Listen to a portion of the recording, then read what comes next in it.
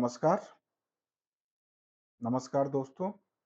मैं राजीव शुक्ला, प्रोफ़ेसर सस्य विज्ञान विभाग, कृषि महाविद्यालय पंतनगर, यूनिवर्सिटी। जैसा कि हम पिछले उसमें चर्चा काफ़ी कर चुके हैं, नैनो यूरिया के बारे में हमने चर्चा कर रहे थे। तो आज उसी चर्चा को आगे बढ़ाते हुए बात करते हैं कि नैनो यूरिया बनाई कैसे जा सकती है? या क्या तरीका होता है कि नैनो यूरिया कैसे बना सकते हैं हम अपनी लैब में या लेबोरेटरी में? तो नैनो यूरिया देखो बनाने के स्टेप्स होते हैं। इसमें 5 मेजर स्टेप होते हैं और उन 5 स्टेप को फॉलो करते हुए हम नैनो यूरिया का निर्माण या सिंथेसिस अपनी लैब में कर सकते हैं। अब वो 5 स्टेप्स में जो पहला स्टेप है डिसोल्यूशन ऑफ यूरिया, मतलब कि यूरिया को पानी में घोलना। फॉर एग्जांपल आप 10 ग्राम यूरिया लीजिए जो नॉर्मल आपकी यूरिया है और उसको एक बीकर में रखिए और बीकर में रखने के बाद उसमें 100 ml पानी मिला दीजिए और उसको थोड़ा हिलाइए। ये तब तक हिलाइए जब तक यूरिया पानी में पूरी तरीके से घुल न जाए। तो इस तरीके से पहला चरण आपका पूरा हो जाएगा। यूरिया पानी में पूरी तरह का घुलाना, ये पहला स्टेप हो गया। अब जब यूरिया पानी में पूरी तरह घुल जाए, तब उसको मिक्स करना, उसके जो सॉल्यूशन को आपस में मिक्स करना और उसको एजिटेट करना, बार-बार हिलाना।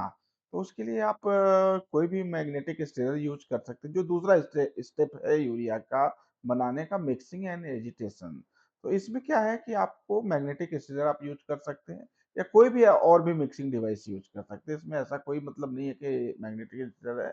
उसका मेन जो टारगेट होता है कि जो पार्टिकल्स हैं वो इवनली डिस्ट्रीब्यूट हो जाए पूरे सॉल्यूशन में। तो मिक्सिंग एंड एजिटेटर आपको यूज़ करना है और जब आप ये प्रक्रिया कर रहे हैं, तभी थोड़ा-सा एक केमिकल होता है सोडियम डोडिसाइल सल्फेट एसडीएस के नाम से आता है।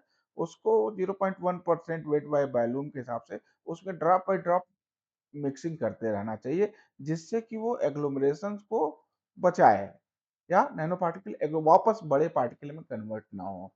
तो दूसरा स्टेप आपका मिक्सिंग एंड एजिटेशन हो गया। अब तीसरा स्टेप आपका सोनिकेशन हो गया। सोनिकेटर एक मशीन होती है और वो क्या करती है कि यूनिफॉर्मली डिस्ट्रीब्यूट करती है सॉल्यूशन में पार्टिकल्स को।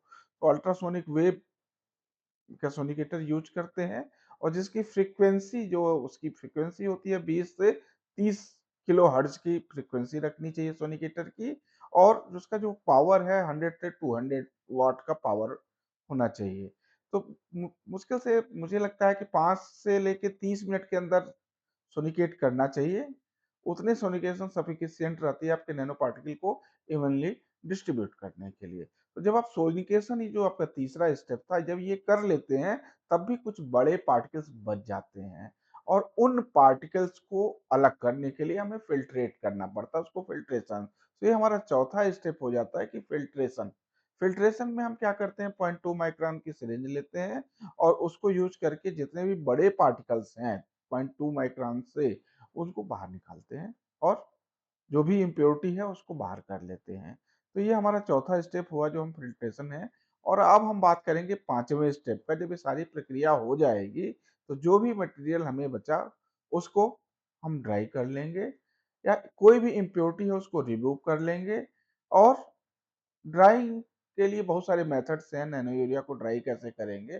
कभी-कभी स्प्रे ड्राइंग भी कर सकते हैं, कभी-कभी फ्रीज़ ड्राइंग भी कर सकते हैं और जैसे स्प्रे ड्राइंग करनी है तो सॉल्यूशन जो है एटमाइज़ करेगा स्मॉल ड्रॉपलेट में और हॉट एयर के साथ टेम्परेचर के साथ आपको 100 से 120 डिग्री सेंटीग्रेड में इसको spray drawing heat spray drawing कर सकते हैं। और जो फ्रीज़ ड्राइंग है उसमें 80 डिग्री चाहे फ्रोज़न 80 डिग्री सेंटीग्रेड के टेम्परेचर में होता है, उसको वैक्यूम ड्राइंग करते हैं, जिसमें टेम्परेचर -50 डिग्री सेंटीग्रेड। ये सारी प्रक्रिया करने के बाद जो आपको मटेरियल मिलता है, वो नैनो यूरिया कहलाता है। तो आज हमने आपको बताया कि नैनो यूरिया कैसे सिंथेसाइज़ कर सकते हैं अपनी खुद की लैब में।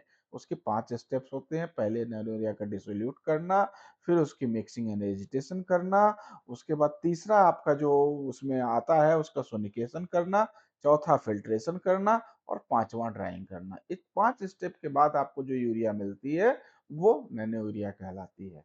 आज के लिए बस इतना ही, फिर मिलेंगे अगले इसी के कंटिन्यूएशन में नमस्कार।